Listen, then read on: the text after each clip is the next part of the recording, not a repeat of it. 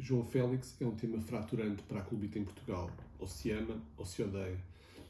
Eu confesso que sou do grupo de pessoas que admira o talento do jovem internacional português e que provavelmente, se calhar por isso, lhe tenta arranjar algumas desculpas para a não correspondência com as expectativas criadas a partir do momento em que deixou o Benfica, a troco de 120 milhões de euros. João Félix é sempre um tema em todos os mercados, em todas as épocas, e debate-se muito, além de coisas que não têm muito a ver com o desporto e com o futebol, debate-se também de quem é que é a culpa por não, de facto, não ter correspondido a essas expectativas, pelo facto de não se ter tornado os jogadores que todos esperam, ou que a maior parte das pessoas esperariam que se tornasse. Temos ouvido muitas coisas ao longo dos últimos anos, temos colocado o ónus de responsabilidade no jogador, o que me parece um bocadinho excessivo. Acho que nenhum jogador quereria ficar rotulado como o responsável por ter feito o Benfica ou outro clube qualquer perder um negócio de 120 milhões. Parece-me inequívoco isso, ou seja, nenhum jogador iria aceitar ter esse fardo, um fardo diferente, mas também esse fardo às costas. Depois, um jogador acredita sempre que pode funcionar com ele.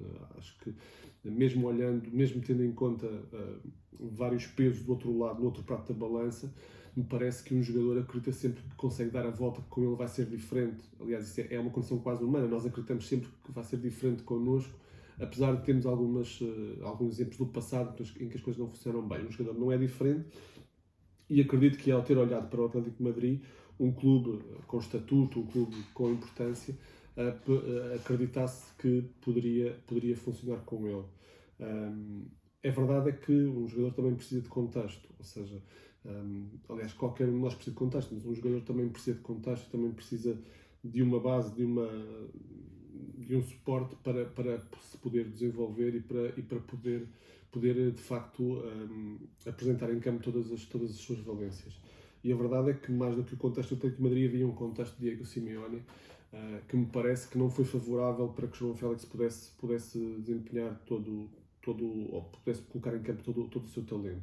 Primeiro porque é um treinador que obriga e que de facto oprime, entre aspas, os jogadores ao modelo e lhes retira a liberdade que em alguns jogadores poderá fazer com que funcione na mesma, noutros jogadores acaba por, de certa forma, espartilhá-los, acaba por, de certa forma, condicioná-los demasiado, retirando-lhes quase toda a força do seu jogo. Acho que parece-me que é o que aconteceu com o João Félix. A decisão Chelsea, o contexto de Chelsea é um contexto completamente diferente. Aí sim tinha um primeiro treinador, o Graham Potter, embora numa situação muito difícil em termos de crise desportiva, tinha um treinador que acreditou nele e que apostava nele e que lhe dava essa confiança. A partir do momento em que Frank Lampard entra com as suas próprias ideias, que podemos discutir ou não, para mim não acho que mostrou ali grande parte do que o treinador que não é, ou seja, Frank Lampard acabou por mostrar grande parte do treinador que não é, com a experiência que teve no Chelsea. Acabou por, de certa forma, tornar o dia-a-dia de João Félix em Londres muito mais difícil do que seria respeitável para ele e levando ao ponto de que as duas situações, o momento esportivo da equipa com muitos jogadores, excesso de reforços, jogadores a equipar-se num balneário, os resultados a não serem bem sucedidos, e ele também tendo um perfil, e é verdade, e isso temos que reconhecê-lo, um perfil em que gosta de fazer o seu jogo, mas também não gosta de carregar muito a equipa às costas, ou seja, acho que é algo que o João Félix precisaria de trabalhar e de assumir e ganhar aquele sangue a ferver, no bom sentido, que lhe pudesse, de certa forma, assumir-se como líder de uma equipa. Acho que o João Félix não tem esse perfil. As coisas por aí também, ele não conseguiu resgatar a equipa de uma situação tremendamente difícil, sendo que depois acaba por falhar em termos de projeto europeu, acaba por não falhar, porque a equipa depois não acaba por não descer a divisão. Mas, ou seja, não é um fracasso desportivo total, não é uma crise desportiva tremenda, é uma crise desportiva porque se esperaria que um Chelsea, mesmo com as mudanças de treinador, sobretudo com com uma tentativa de uma ruptura com o passado recente, conseguisse desenvolver um futebol muito mais atrativo, muito mais contundente e acabasse por chegar a lugares muito mais acima da tabela, o que acabou por, obviamente, não acontecer. Os dois contextos não são favoráveis e isso parte um bocadinho aqui para a análise do que poderá ser o próximo passo. Acho que João Félix e o Atlético de Madrid, sobretudo o Atlético de Madrid, tem aqui um papel muito importante naquele que vai ser o próximo passo da carreira de João Félix, porque obviamente que vai entregar aqui a decisão do futuro a Jorge Mendes, vai entregar a decisão do futuro ao próprio jogador, mas não pode imiscuir-se dessa decisão. Ou seja, o Atlético tem que perceber que faz parte do projeto do jogador, nem que seja num ponto de valorizá-lo, tentar valorizá-lo um pouco para que o seu investimento, que foi brutal, acabe por não ter sido em vão e não ter sido dinheiro gasto a fundo praticamente perdido, porque não olhando e não querendo rotular também a carreira de João Félix no Atlético de Madrid como decepcionante, a verdade é que não correspondeu às expectativas. Acho que não está longe de ter mostrado que é um flop, acho que também ficou muito longe de ter mostrado ou ter colocado em campo todo o potencial que tem, todo o talento que tem e de se calhar todo o desejo que tem em chegar ao topo, à nata do futebol mundial, que é um patamar que ainda não chegou, de facto.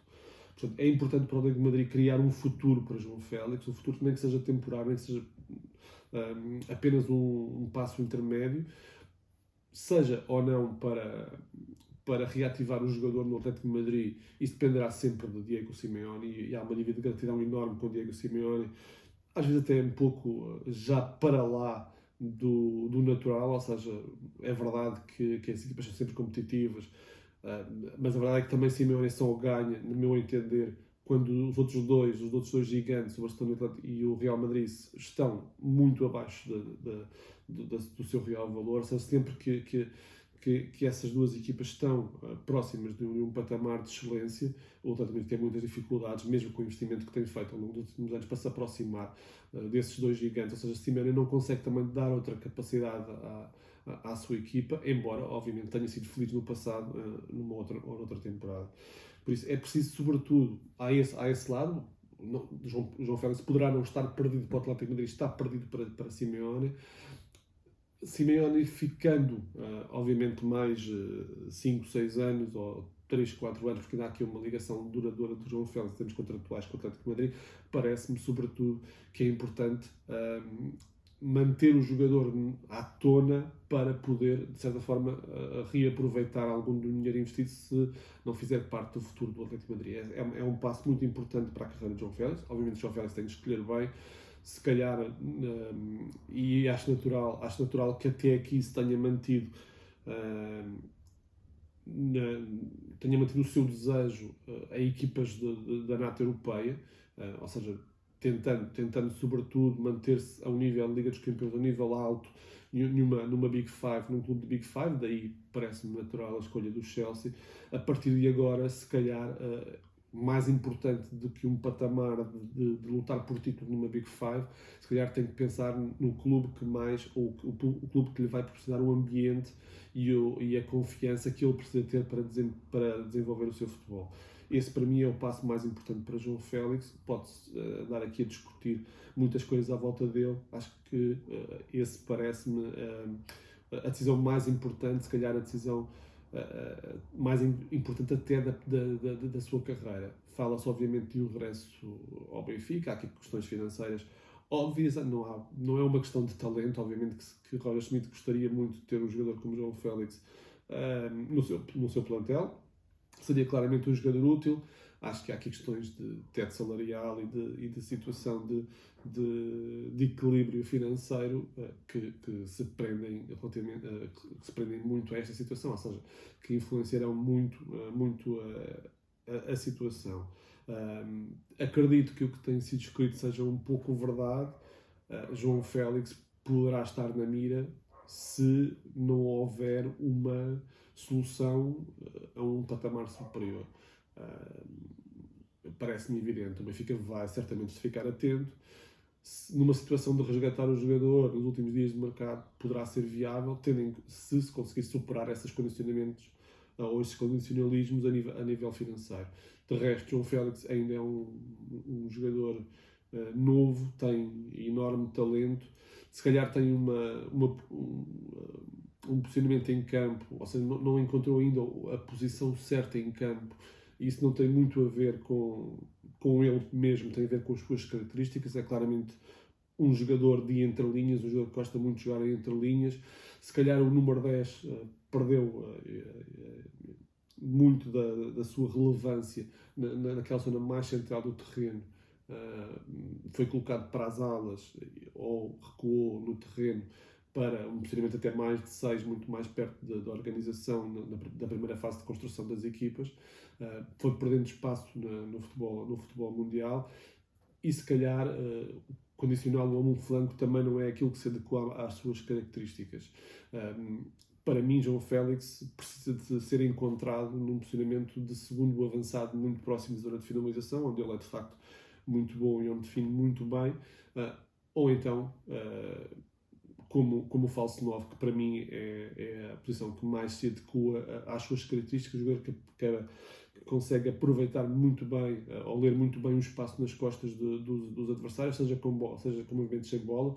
É um jogador veloz, um jogador que define muito bem, um jogador que também liga muito bem com o meio campo, ou seja, um jogador capaz de se associar com muita facilidade com os médios ou com os extremos, e faz sentido que, de certa forma, possa ser aproveitado também como falso 10, uma vez que o número 10, como falso 9, perdão, uma vez que o número 10 tem caído em desuso nos últimos anos. Essa parece-me mais ou menos a posição em que se enquadra João Félix, sendo que se calhar talvez seja atualmente uma das posições mais difíceis de representar em campo, uma vez que um falso 9 não é uma posição que se adequa, ou seja, ou se insira ou se enquadra apenas num jogador, mas enquadra-se em toda a equipa.